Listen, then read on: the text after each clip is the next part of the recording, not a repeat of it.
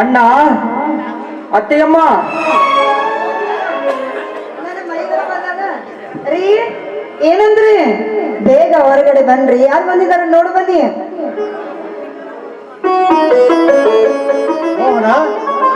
ಇವಳು ಅಣ್ಣ, ನಿನ್ನೆ ನೀವೇ ಹೇಳಿದ್ದೀರಲ್ಲಣ್ಣ, ನೀನು ಪ್ರೀತಿಸಿದವಳನ್ನು ಮನೆಗೆ ಕರೆದುಕೊಂಡು ಬಾ ಅಂತ. ಅದಕ್ಕೆ ಕರೆದುಕೊಂಡು ಬಂದೆ ಅಣ್ಣ. ಒಳ್ಳೇದಾಯ್ತಪ್ಪ. ನನ್ನ ತಮ್ಮನ ಸತಿಯಾಗಿ ಬರುವವಳು ಸೀತಾ, ನನ್ನ ತಮ್ಮನ ಸತಿಯಾಗಿ ಬರುವವಳು ಎಷ್ಟು ಮುದ್ದಾಗಿದ್ದಾಳೆ ನೋಡು. ಹೌದು ಹೌದ್ರಿ, ಎಷ್ಟೇ ಆದ್ರೂ ನನ್ನ ಮುದ್ದಿನ ತಂಗಿ ಅಲ್ವಾ ಅವಳು. ಮಾವ ಆಶೀರ್ವಾದ ಮಾಡಿ. ಎದ್ದೇಳಮ್ಮ, ಚಿನ್ನದ ಗೌರಿ ಅಂತಿರುವ ನೀನು ನನ್ನ ತಮ್ಮನ ಸತಿಯಾಗಿ ದೀರ್ಘ ಸುಮಂಗಲಿಯಾಗಿರು. ಅಕ್ಕ ನೀವು ಆಶೀರ್ವಾದ ಮಾಡಿ.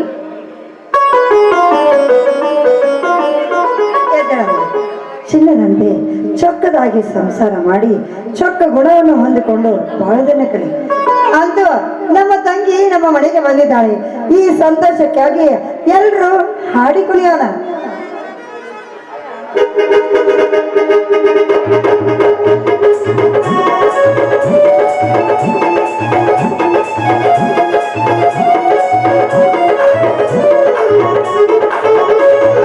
ತುಕ್ಕಿ ತುಕ್ಕಿ ತುಕ್ಕಿ ತಾರೆ ಬಲಲೋಕವೇ,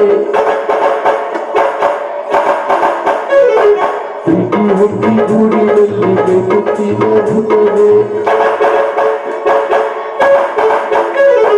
ತುಕ್ಕಿ ತುಕ್ಕಿ ತುಕ್ಕಿ ತುಕ್ಕಿ ತಾರೆ ಬಲಲೋಕವೇ, ಪ್ರೀತಿ ಹುಟ್ಟಿ ಗೂಡಿನಲ್ಲಿ ಬೆಕ್ಕುತ್ತಿ ನೋಡುತ್ತವೆ. ಆಸೆಗೊಂದು ತುತ್ತು, ಗೊತ್ತಾಸೆಗೊಂದು ತುತ್ತು, ಇದು ನಮ್ಮ ತುತ್ತು, ಅದು ನಮಗೆ ಮಾತ್ರ ಗೊತ್ತು. ಇದು ಏನು ಏನು ಚೆಲ್ಲುವುದಿಲ್ಲ ದೂರದ ಸಂಸಾರ, ಇದು ಏನು ಏನು ಚೆಲ್ಲುವುದಿಲ್ಲ ದೂರದ ಸಂಸಾರ.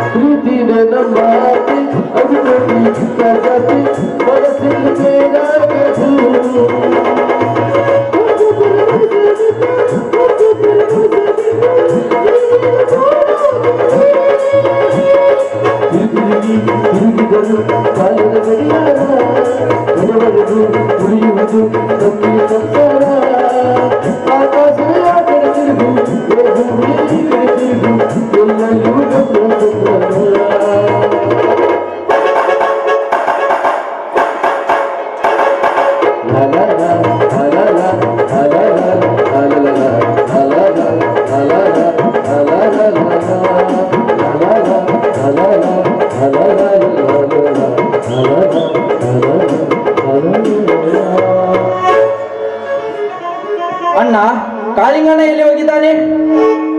ನಮ್ಮ ಜಿಲ್ಲೆಗೆ ಮುಖ್ಯಮಂತ್ರಿಗಳು ಬಂದಿದ್ದಾರಂತೆ, ಅದಕ್ಕೆ ಅವರಿಗೆ ಭೇಟಿಯಾಲು ಹೋಗಿದ್ದೇನೆ ತಮ್ಮ. ಹೌದೇನಣ್ಣ? ನಮ್ಮ ಜಿಲ್ಲೆಗೆ ಮುಖ್ಯಮಂತ್ರಿಗಳು ಬಂದಿದ್ದಾರೆಂದರೆ ಆ ಪ್ರತಾಪಗೌಡನಿಗೆ ಚೀಮಾರಿ ಹಾಕಿ ಅವನು ಮಾಡುವ ಅನ್ಯಾಯವನ್ನು ಸಿಎಂ ಸಾಹೇಬರಿಗೆ ತಿಳಿಸಿ ರೈತರಿಗೆ ಆಸರೆಯಾಗಲೇಬೇಕು ಅಣ್ಣ, ರೈತರಿಗೆ ಆಸರೆಯಾಗಲೇಬೇಕು. ನಿಜ ತಮ್ಮ, ರೈತ ಕುಟುಂಬದಲ್ಲಿ ಹುಟ್ಟಿದ ಸಿಎಂ ಸಾಹೇಬರು ರೈತರ ಕಷ್ಟ ನಷ್ಟಗಳನ್ನು ಅರಿತವರು. ಮೇಲಾಗಿ ರಾಜ್ಯದ ಆಡಳಿತ ಅವರ ಕೈಯಲ್ಲಿದ್ದರು. ಒಂದು ಕಪ್ಪು ಚುಕ್ಕೆ ಬೀಳಂತೆ ಆಡಳಿತವನ್ನು ಮುನ್ನಡೆಸಿಕೊಂಡು ಹೋದ ಏಕೈಕ ರಾಜಕಾರಣಿಯಪ್ಪ ಅವರು. ನಮ್ಮಂಥ ರೈತರಿಗೆ ಈ ರಾಜಕೀಯ ವಿಷಯ ನಮಗೆ ಬೇಡವೇ ಬೇಡ. ಏನಾದ್ರೂ ಆಗ್ಲಿ ಬನ್ನಿ. ನನ್ನ ಮುದ್ದಾದ ತಂಗಿ ಈಗ ತಾನೇ ಮನೆಗೆ ಬಂದಿದ್ದಾಳೆ. ಅವಳಿಗೋಸ್ಕರ ಬಿಸಿ ಬಿಸಿ ಹಾಕಿ ಗುಲಾಬ್ ಜಾಮೂನ್ ಮಾಡಿ ಹಾಕ್ತೀನಿ, ಹೊಟ್ಟೆ ತುಂಬ ತಿನ್ನುವಂತೆ ಬಾರಮ್ಮ.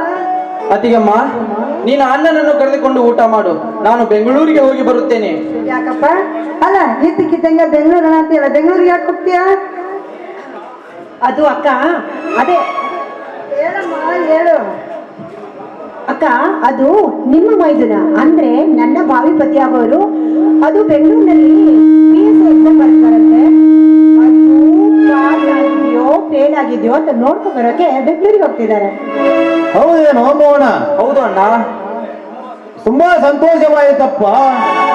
ಕೋಟಿಗಟ್ಟಲೆ ಹಣವನ್ನು ಹಿಡಿದುಕೊಂಡು ದೊಡ್ಡ ದೊಡ್ಡ ಶ್ರೀಮಂತರ ಮಕ್ಕಳು ಅಧಿಕಾರದ ಪಟ್ಟವನ್ನು ಏರಬೇಕೆಂದು ಕಾಯುತ್ತಿರುವಾಗ ನೀನು 1 ರೂಪಾಯಿಯನ್ನು ತೆಗೆದುಕೊಳ್ಳದೆ PSI ಪರೀಕ್ಷೆಯಲ್ಲಿ ಪಾಸ್ ಆಗಿದ್ದಿ ಎಂದರೆ ನಮ್ಮ ಮನೆತನದ ಗೌರವ ಶಿಖರಕ್ಕೇರಿತಪ್ಪ, ಶಿಖರಕ್ಕೇರಿತು. ಹೌದ್ರಿ, ನನಗೆ ಗೊತ್ತಿತ್ತು ಈ ನನ್ನ ಮುದ್ದಾದ ಮೈದನ ತುಂಬಾ ಬುದ್ಧಿವಂತ ಅಂತ. ನೋಡಿ, ಅವನೇನು ಬೆಂಗಳೂರಿಗೆ ಹೋಗ್ಬೇಕಂತಿದ್ದಾನೆ. ಬೇಗ ಬೇಗ ಹಣ ಕೊಟ್ಟು ಕಳಿಸಿ ಅವನು. ತೆಗೆದುಕೊಳ್ಳಪ್ಪ 10,000 ರೂಪಾಯಿಯನ್ನು. ನೀನು ಮರಳಿ ಬರುವಾಗ ಸರ್ಕಾರ ಕೊಟ್ಟ PSI ಡ್ರೆಸ್ ಅನ್ನೇ ಹಾಕಿಕೊಂಡು ಮನೆಗೆ ಬರಬೇಕು. ಆಯ್ತಣ್ಣ. ಮೀರಾ, ಅತ್ತಿಗೆ, ನಾನಿನ್ನು ಬೆಂಗಳೂರಿಗೆ ಹೋಗಿ ಬರುತ್ತೇನೆ. ಹಾ ಮೀರಾ, ನಾ ಬರುವವರೆಗೂ ನೀ ಇಲ್ಲೇ ಇರು. ನಾ ಬಂದ ಮೇಲೆ ನಿನ್ನ ಹಣೆಗೆ ಸಿಂಧೂರವಿಟ್ಟು ನಿನ್ನ ಕೊರಳಿಗೆ ತಾಳಿ ಕಟ್ಟಿ ಶಾಶ್ವತವಾಗಿ ನನ್ನ ಸತಿಯನ್ನಾಗಿ ಸ್ವೀಕರಿಸಿಕೊಳ್ಳುತ್ತೇನೆ. ಬಾಯ್ ಮೀರಾ, ನಾ ಬೆಂಗಳೂರಿಗೆ ಹೋಗಿ ಬರುತ್ತೇನೆ. ಬಾಯ್.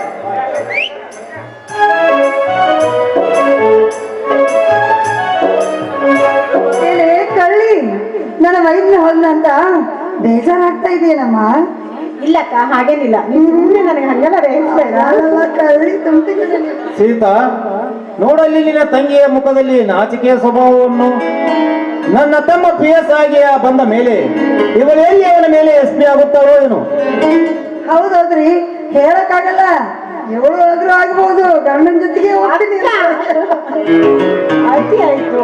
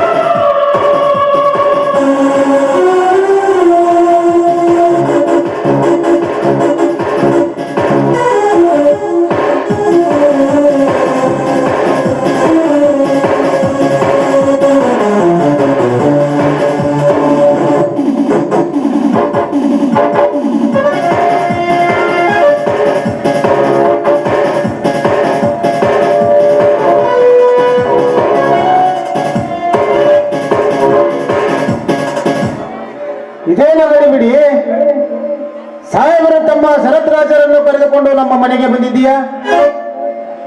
ನಿನ್ನ ಮನೆ ನಿನ್ನ ಮನೆ ಯಾವುದು ಶಿವರ? ನಿನ್ನ ಮನೆ. ನೀವು ಬಂದು ನಿಂತು ಮಾತನಾಡುತ್ತೀರಲ್ಲ, ಇದೇ ನಮ್ಮ ಮನೆ. ತಮ್ಮ ಶಿವರಾಮ, ಮಾತಾಡೋದು ಮಾತಾಡ್ತಿ, 4 ಜನ ಮೆಚ್ಚಂದ್ರೆ ಮಾತಾಡೋದು. ಅಲ್ಲೋ, ನಮ್ಮ ಪ್ರತಾಪ್ ಗೌಡ್ರಿಗೆ ನೀನ ಆಸ್ತಿ ಮನಿ ಮಾರಿದ್ದ ಮರ್ತೀನಪ್ಪ? ಏನು? ನಾನು ನನ್ನ ಮನೆಯನ್ನು ಆಸ್ತಿಯನ್ನು ಮರಿತೀನ? ಸುಳ್ಳು ಶ್ರೀಮಂತರೇ, ಸುಳ್ಳು.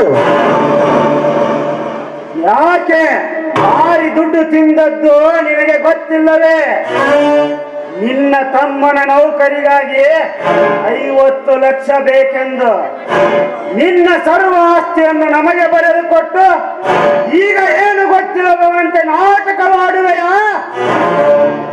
ಬದ್ಮಾಸ್ ನನ್ನ ಮಗನೇ, ಮರ್ಯಾದೆಯಿಂದ ಈ ಮನೆ ಬಿಟ್ಟು ತೊಲಗೆ. ಸಾಹೇಬರೇ, ಸರ್, ಏನ್ ಹೇಳ್ತಾ ಇದ್ರ ನೀವು? ನನ್ನ ಗಂಡ 50 ಲಕ್ಷ ರೂಪಾಯಿ ಸಾಲ ತಗೊಂಡಿದ್ದಾನೆ. ಆ ಸಾಲಕ್ಕಾಗಿ ಆಸ್ತಿ ಮಾರಿದ್ದಾನೆ. ಸುಳ್ಳು ಸರ್, ಸುಳ್ಳು. ಇದನ್ನು ಮಾತ್ರ ನಾನು ನಂಬೋದಿಲ್ಲ ಸರ್, ನಂಬೋದಿಲ್ಲ. ಈಗ ತಾನೇ ನನ್ನ ಮೈದನ ಒಂದೇ 1 ರೂಪಾಯಿ ಲಂಚವನ್ನು ಕೊಡದೆ ನೌಕರಿ ಮಾಡೋದಕ್ಕೆ ಹೋಗಿದ್ದಾನೆ. ಹೀಗಿರುವಾಗ ನಿಮ್ಮ ಮಾತನ್ನು ನಾನು ನಂಬೋದಕ್ಕೆ ಸಾಧ್ಯ ಇಲ್ಲ ಸರ್, ಸಾಧ್ಯ ಇಲ್ಲ. ಲಂಚ ಕೊಡದೆ ಲಂಚ ಕೊಡಲ್ಲ? ಏ ಸೀತಾ, ನಿನಗೇನು ಗೊತ್ತೋ ನಿನ್ನ ಗಂಡನ ಗುಣ? ತನ್ನ ತಮ್ಮನನ್ನು ನೌಕರಿಗೆ ಸೇರಿಸಬೇಕೆಂದು ಒಳಗಿಂದೊಳಗೆ ಡೀಲ್ ಮಾಡಿ 50 ಲಕ್ಷಕ್ಕೆ ನನ್ನ ಸರ್ವ ಆಸ್ತಿಯನ್ನು ನಮಗೆ ಬರೆದು ಕೊಟ್ಟಿದ್ದಾನೆ. ಬರೆದುಕೊಟ್ಟು ತನ್ನ ತಮ್ಮಂದಿರಿಗೆ ಹೇಳಬೇಡಿ ಎಂದು ವಚನ ತೆಗೆದುಕೊಂಡ ಬಂಡನು ನಮಗ ಈ ನಿನ್ನ ಕಂಡ. ಸುಳ್ಳು ಸುಳ್ಳು. ಶ್ರೀಮಂತರೇ, ನನ್ನ ತಮ್ಮರಿಗೆ ಮುಚ್ಚಿಟ್ಟು ನಾನು ಯಾವ ಕೆಲಸವನ್ನು ಮಾಡುವುದಿಲ್ಲ. ನೀವು ಯಾವ ಬಾಯಿಯಿಂದ ಈ ರೀತಿ ಮಾತನಾಡುತ್ತಿರುವಿರಿ? ನಾವು ಕೂಳಿಲ್ಲದ ಸತ್ತರೂ ನಾವು ಆಸ್ತಿಯನ್ನು ಮಾರಿಲ್ಲ. ಅಲ್ಲೋ ತಮ್ಮ ಶಿವರಾಮ, ಮಾತಾಡೋದು ಮಾತಾಡ್ತಿ, 4 ಜನ ಮೆಚ್ಚೋಂಗರ ಮಾತಾಡು. ಅಲ್ಲೋ, ಇಲ್ಲಿ ಸಹಿ ಮಾಡಿದ್ದು ನೀನು ಹೌದಲ್ಲ? ಏನು? ಹೌದು, ನೋಡುವ ಸ್ವಲ್ಪ. ಇದು ನಂದೇ ಸಹಿ. ಆದರೆ ಇದರಲ್ಲಿ ಏನೋ ಮೋಸವಿದೆ. ನಾನು ಒಪ್ಪಿಗೆಯಿಂದ ಮಾಡಿದ ಸಹಿ ಇದಲ್ಲ. ನಿಮ್ಮ ಕಾಲು ಹಿಡಿದು ಬೇಡಿಕೊಳ್ಳುತ್ತೇನೆ ಶ್ರೀಮಂತರೇ, ನಮ್ಮನ್ನು ಮನೆಯಿಂದ ಹೊರ ಹಾಕಬೇಡಿ. ಸಮಾಧಾನ ಮಾಡ್ಕೊಳ್ಳಿ ಮಾವ. ನೋಡಿ ಮಾವ, ನೀವ್ ಯಾಕೆ ಹೋಗಿ ಇವ್ರ ಕಾಲ್ ಬಿಡ್ಬೇಕು? ಇವ್ರು ಎಂತವ್ರು ಅಂತ ನಿಮಗ್ ಗೊತ್ತಲ್ಲ. ಹಂಗಿದ್ಮೇಲೆ ಪೊಲೀಸ್ ಕಂಪ್ಲೇಂಟ್ ಕೊಟ್ಟು ಅಲ್ಲೇ ವಿಚಾರ ಮಾಡಿದ್ರಾಯ್ತು. ನಡೀರಿ ಮಾವ. Police complaint? Veera, police complaint ಅಷ್ಟೇ ಯಾಕೆ, ಜಡ್ಜ್ ಮುಂದೆ ನಿಂತು ನಿನ್ನ ಫಿರ್ಯಾದ ಹೇಳುವಂತೆ ಅದರ ತೊಲಗಿ ಈ ಮನೆ ಬಿಟ್ಟು. ಇಲ್ಲ ಸರ್, ನಾವ್ಯಾಕೆ ಹೋಗ್ಬೇಕು ಮನೆ ಬಿಟ್ಟು? ನಾವು ಹೋಗೋದಿಲ್ಲ.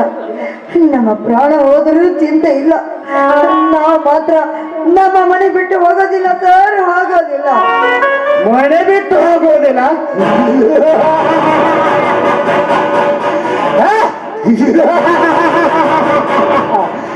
ಏ ಸೀತಾ, ಮರ್ಯಾದೆ ಕೊಟ್ಟು ಹೇಳುತ್ತಿದ್ದೇನೆ, ಇದು ನಿನ್ನ ಮನೆಯಲ್ಲ, ನನ್ನ ಮನೆ. ಮನೆ ಕಳೆದುಕೊಂಡ ಹಾಗೆ ಮಾನ ಮರ್ಯಾದೆ ಕಳೆದುಕೊಳ್ಳುವ ಆಸೆ ನಿನಗಿದ್ದರೆ ಇಲ್ಲೇ ಇರು. ಇಲ್ಲ ತಿರುಗಿ ನೋಡದ ಹೊರಟ ಹಾಗೆ.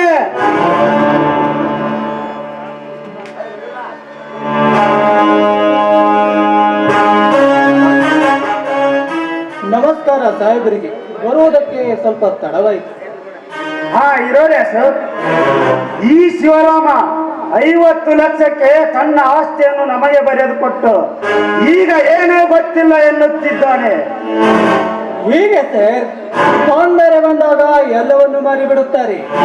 ಬಿಟ್ಟು ಹೋಗುವಾಗ ಕೊಟ್ಟ ಮಾತನ್ನೇ ಮರೆತು ನಾಲಿಗೆಯನ್ನೇ ಹೊರಡಿಸಿ ಹಾಕಿ ಬಿಡುತ್ತಾರೆ. ಅವರಿಗಿಂತ ನಾಲಾಯಕ್ ನನ್ನ ಮಕ್ಕಳು ಹುಟ್ಟಿದ್ದಾರೆ ಈ ಜಗತ್ತಿನಲ್ಲಿ. ಸಾಗರೆ, ಯಾರನ್ನು ಹೋಲಿಸಿ ನಮಗೆ ಮಾತನಾಡಬೇಡಿ.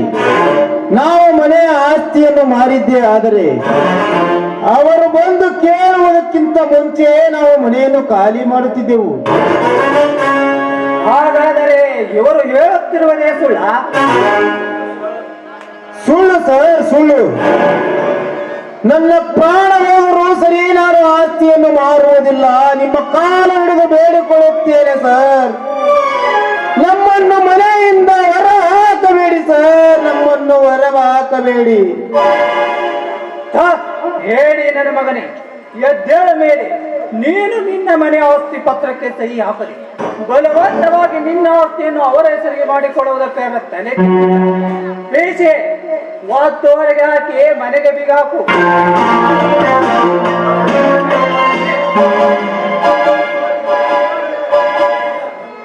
ಬೇಡಿ ಶ್ರೀಮಂತರೇ, ಬೇಡಿ. ಸ್ವಾಮಿ, ಇದೇನಂತ ಪರಿಸ್ಥಿತಿ ಬಂತು ನಮ್ಮ ಜೀವನದಲ್ಲಿ. ಕಾನೂನು ರಕ್ಷಣೆ ಮಾಡಬೇಕಾದ ಈ ಕಾಕಿನೇ ಇವರ ಕೈವಶವಾಗಿ ಕೂತ್ಕೊಂಡ್ರೆ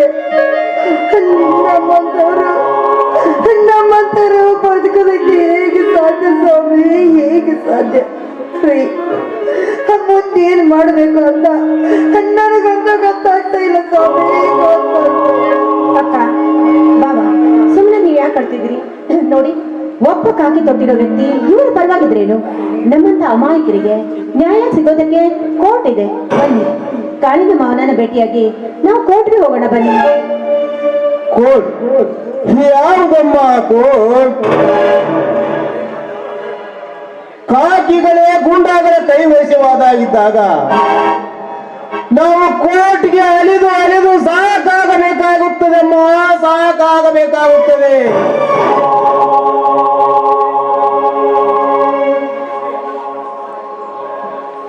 ಸಾಗರೇ, ನಿಮ್ಮ ಕಾಲು ಹಿಡಿದು ಬೇಡಿಕೊಳ್ಳುತ್ತೇನೆ, ನಮ್ಮನ್ನು ಮನೆಯಿಂದ ಹೊರ ಹಾಕಬೇಡಿ, ಹೊರ ಹಾಕಬೇಡಿ. ಏನೋ ಮಣ್ಣಿನಿಂದ ಹೊರಗೆ ಹೋಗಿ ಮಾತಾಡು. ಹಲೋ ಶಿವರಾಮ, ನೀ ಏನೋ ಹೋಗೋದಿದ್ರು ಮನೆ ಮಾಡುದು ಹಲಗಟ್ಟು ತಂದೆ ಮಾಡ್ತೀವಿ, ಅದಕ್ಕೆ ಹೊರಗೆ ಹೇಳ್ಕೊಂಡು ಹೋಗ್ತೀವಿ ಸಾಹೇಬ್ರ.